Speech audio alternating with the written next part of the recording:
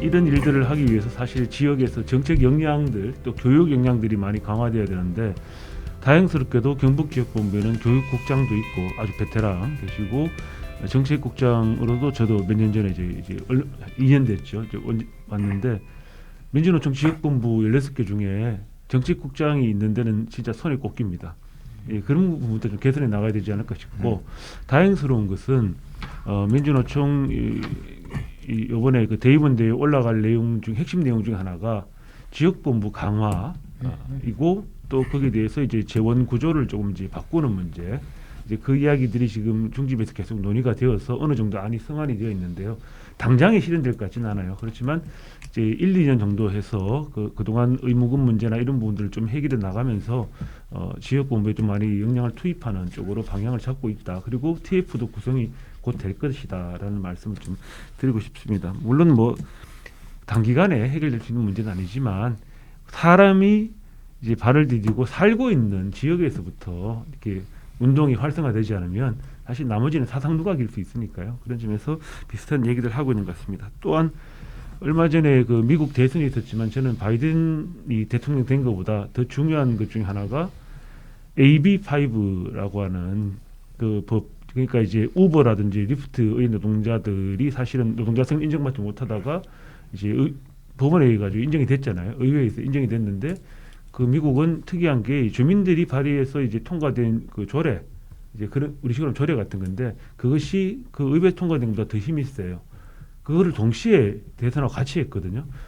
그때 그 수천억 원에 달하는 광고비를 투여하면서 우버와 리프트가 시민들을 이제 어떻게 보면 이제 겁박을 하고 이제 그래서 그 기존의 AB5 법안이 사실 무력화되는 즉 노동자성이 인정되지 못하는 투표 결과가 나왔습니다. 캘리포니아 쪽에서. 예, 캘리포니아에서 나왔죠. 굉장히 그 아쉬운 이제 결정이라고 저는 개인적으로 보고 있는데 사실 그 아까 디지털 전환할 때도 사실은 전 시간에 이전 그 프로그램 때 다뤘지만 이 노동자들을 포함한 시민들이 이 어떻게 보면 이 디지털 전환을 더 가속화하고 노동의 불안정성을 높이는데 기여하고 있는 측면도 있다라는 점에서 여기에 대해서도 노동이 적극적으로 이제 대응을 해야 된다. 그러기 위해서는 아까 전영국 교수님 얘기하신 것처럼 시민사회단체 연대도 강화해야 되고 또 역량이 정책 역량도 좀 충분히 쌓아야 되고 또 더 현장으로 이제 들어가서 그 작업장만을 얘기한 건 아니죠. 지역 현장으로 들어가서 소통도 좀 강화해야 되고 뭐 이런 활동들을 해야 되는 것 아닌가라는 문제식들을 가지고 있는 분들도 점점 좀 증가하고 있다. 예, 그런 말씀을 좀 드리고 싶습니다. 자, 이제 그 우리가 금방 끝날 줄 알았지만 시간이 꽤 흐른 걸로 지금 생각이 듭니다. 그래서 이제는 거의 마무리 단계로 갔어요. 아쉬운 분이 있으면 이제 좀 더 얘기를 하셔야 되는데 1분 내외 정도로 드리겠지만 좀 더 얘기하셔야 되긴 합니다. 이제 마무리 발언을 한 분씩 해주시고 저하고 거리가 지금 제일 먼 노준기 교수님께는 약간의 시간을 더 드릴 수 있도록 하겠습니다. 예. 저한테 제일 가까운 분부터 네. 예. 길게 하셔도 됩니다. 예, 아닙니다. 짧게 하겠습니다. 기본적으로 이제 종합 토론의 마지막이다 보니 노조의 정책 역량이 그 어느 때보다 저는 절실하다고 생각합니다. 그리고 앞서 얘기했던 것처럼 저도 처음 제 토론 시간에 얘기했지만 지역에서의 노조의 정책 역량은 그 어느 때보다 중요하고요. 그러나 또 말씀드렸던 것처럼 과거의 노조가 대정부 교섭, 대정부 투쟁을 보다 집중적으로 해왔다면 물론 그 측면이 여전히 중요하지만 사실은 오늘날 디지털 혁명을 끌어나가고 가속화하는데 아까도 이제 말씀 제가 드렸지만 사실은 이제 소비자의 이 역할들이 과거 주주자본주의에서의 주주 역할만큼 굉장히 이게 변화무쌍한 요인들이고요. 그래서 시민사회 연대도 중요하지만 사실은 노조가 적극적으로 시민을 상대로 계몽을 하고 교육을 하고 하는 활동도 굉장히 중요합니다. 노동자 살아가는 사람 다 누구나 노동자잖아요. 조직화된 영역이 있던 없던 간에. 근데 그 노동이 남의 노동 따로 있고 내 노동 따로 있는 것이 아니고 누구나 다 그러한 영역의 경계선에 있고요. 그렇기 때문에 노조의 어떤 정책적 역량, 교육 역량 굉장히 중요하다. 다시 한번 강조하고 싶습니다. 그 아까 사회자님께서 말씀하실 때 총파업을 하는데 10억 정도가 이렇게 아니, 큰 집회를 큰 하는데 집회를 하는데 전체 비용을 따지면 10억 정도가 들 수 있고 그 민주노총 중앙에서만 부담하는 돈만 해도 최소 5천만 원에서 1억 원 정도씩 나간다. 그 한 해 하는 사실 굉장히 놀랐고요. 그게 자체가.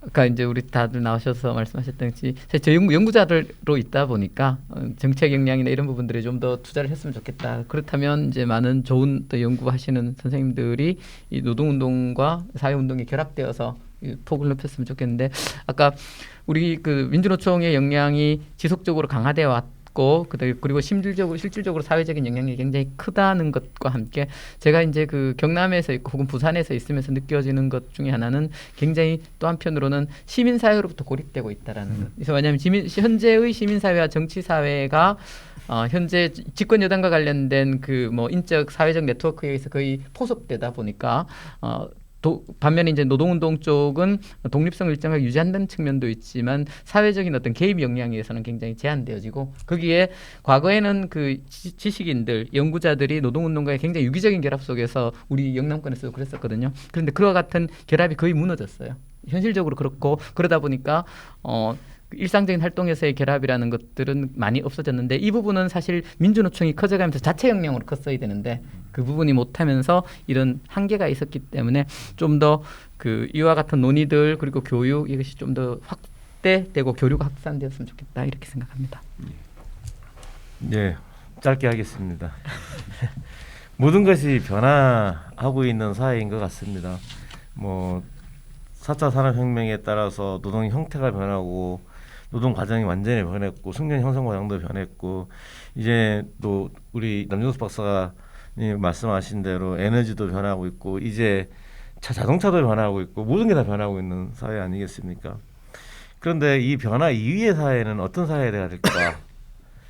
그것은 지금 누가 주도하느냐에 따라 다를 거라 생각을 합니다. 만약에 자본이 주도하는 전환이 된다면은 지금 우리가 그 경험하고 있는 그 플랫폼 노동 대표되는 그런 최악을 맞을 거고 반대로 노동이 주도하게 된다면은 좀 더 노동 친화적이고 인간 친화적이고 자연 친화적인 전환이 되지 않을까 저는 그렇게 생각합니다. 근데 그러면은 그런 전환을 주도할 수 있는 세력이 우리 노중기 선생님께서는 민노총밖에 없다. 충분히 영향이 있다라고 하셨다. 저는 확실히 없습니다. 솔직히 말해서.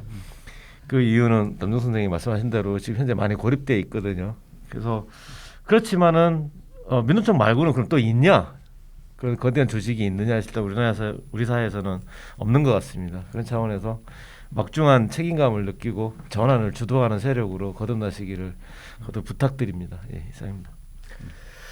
예, 제가 마지막으로 말씀을 드리겠습니다. 오늘 뭐 큰 이야기들 많이 했고 또 지역에서 이런 큰 이야기들 평소에 못하는 이야기들 한데 더 큰 의의가 있는 것 같습니다. 사실은 민주노총 중앙이나 전국 단위 노동운동 조직에서 이런 고민들을 늘상 해야 되는데요. 그쪽은 별로 활발하지 않고 지역에서 이런 것을 하는 것에 이런 일을 느낍니다. 양 측면이 동시에 있는 것 같습니다. 민주노조 운동이 지난 87년 이후로 35년을 지나왔는데 한편에서는 자기 역량을 키워왔고 제1노총이 되었고 산별노조를 만들었고 몇 명의 국회의원들을 만들었고 또 문재인 정부는 민주노총을 바이패스 그냥 지나칠 수 없을 정도로 사회적 힘을 가지고 있고 이것도 사실인 것 같고요. 다른 한쪽에서 보면 과거에 수많은 동지들 시민사회로부터도 고립되었고 또 노동운동 내부에서도 서로 분열돼 있고 갈등하고 있고 또 새로 조직되는 노동 특히 젊은 청년 노동으로부터는 배척당하는 듯한 그런 조직적 상황에 있고 그래서 한편에서는 가능성 다른 한편에서는 절망스러운 어떤 느낌 이게 교차하는 것 같습니다. 교차하는 것 같은데 그럼에도 불구하고 저는 민주노조 운동이라고 하는 것 외에 다른 가능성을 우리가 생각해 볼 수 있느냐라고 하는 점에서 생각해 보면 민주노총은 비판하고 비난하기보다는 우리가 더 내적으로 성찰하는 노력을 포함해서 발전시키는 것이 필요한 조직이고 제가 오늘 토론에서 출발을 헬조선이라고 시작했습니다만 대한민국이 한편에서는 급속하게 발전한 민주주의 선진 자본주의 국가인데 다른 한편에서는 헬조선이라고 하는 이 양면을 가지고 있는 것과 유사한 것 같습니다. 그런데 헬조선이라고 하는 그것을 다음 세대에 그대로 우리가 물려줄 수는 없습니다. 저는 87년 세대인데요. 87년 세대가 이 조건에 대해서 진지한 노력을 하지 않는 채 물려줄 수 없기 때문에 다음 세대는 충분히 바뀔 수 있고 바뀌어야 한다. 그리고 우리 사회 전체가 그럴 만한 역량이 있다라는 걸 저는 확인하고 있다고 생각합니다. 촛불이 그렇고요. 지금 민주노총이 고립됐다고 하지만 30년 전에 민주노총은 아까도 말씀드렸습니다만 좌익 폭력 세력에 불과했습니다. 그것도 한 줌도 안 되는 시민권도 하나도 없었고요.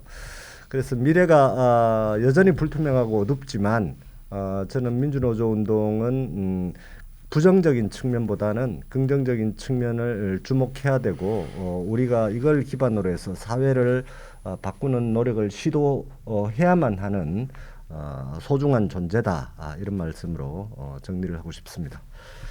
예, 지금까지 네 분의 교수 연구자들을 모시고 디지털 전환과 노동의 대응, 기후 위기와 노동의 대응, 그리고 하나의 대안으로서의 일자리 보장제, 그리고 노동 체제의 변화를 이끌어낼 노동 정치 과제 등에 대해서 길지 않지만 좀 심도 깊은 이야기를 나눴습니다. 시청자 여러분 눈치채셨겠지만 저희들 앉아 있는 자리 뒤쪽에 보면 현수막이 하나 걸려 있습니다. 이게 글씨가 하나 있죠.